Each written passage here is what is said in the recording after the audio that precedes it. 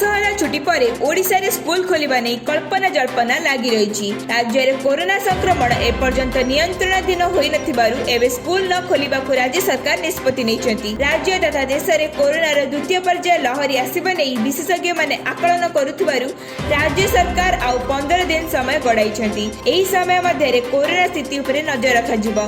यदि वर्तमान स्थिति स्थिर रहे किंबा संक्रमण ह्रास पाए तेबे दीपावली तथा नवेम्बर 14 पर स्कूल खोली पारे। से पर्यंत स्कूल कॉलेज बंद रखा राज्य सरकार पक्षरु आपाततः निष्पत्ति निया जायछि। सूचना अनुसार दशहरा पर्यंत स्कूल छुट्टी रखा मुख्यमंत्री नवीन पट्टनायक घोषणा करथिले। एबे दशहरा सरिथिबा बेले अक्टोबर 31 रे कुमार पूर्णिमा शेष होउछि। सेही अनुसार नवेम्बर 2 रे स्कूल खोलिबा लागि प्रायतः स्थिर करा जायथिला। ताहाकु दृष्टि रखी स्कूल कैंपस सफा करबा सह शिक्षक और शिक्षयित्री विद्यालय को आसीबा लागि गत 9 तारिख रे निर्देश दिया जायथिला। शिक्षक शिक्षयित्री स्कूल आसीबा सह कार्य आरंभ कर देइछंती। प्रथम पर्याय माध्यमिक विद्यालय और उच्च विद्यालय गुड़ी को खोलिबाकू योजना प्रस्तुत होईछि। दशम और द्वादश श्रेणी छात्र छात्री पाठपढ़ा भविष्य गुरुत्वपूर्ण होइथिबारु नियमावली जारी करी उक्त 2 श्रेणी खोला जिवो। समस्त श्रेणी रे सिलेबस को 30% ह्रास करा जायछि।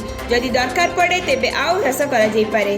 तेबे सीबीएसई और आईसीएसई बोर्ड रो परवर्ती पदक्षेप उपरे राज्य सरकार नजर रखिछंती। अन्य पक्षरे शिक्षानुष्ठान खोलिबा निष्पत्ति राज्य सरकार नै परिबो बोली केंद्र गृह मंत्रालय पक्षर कुहाजिबा परे केतेक राज्य नवेम्बर स्कूल खोलिबाकू घोषणा करछंती।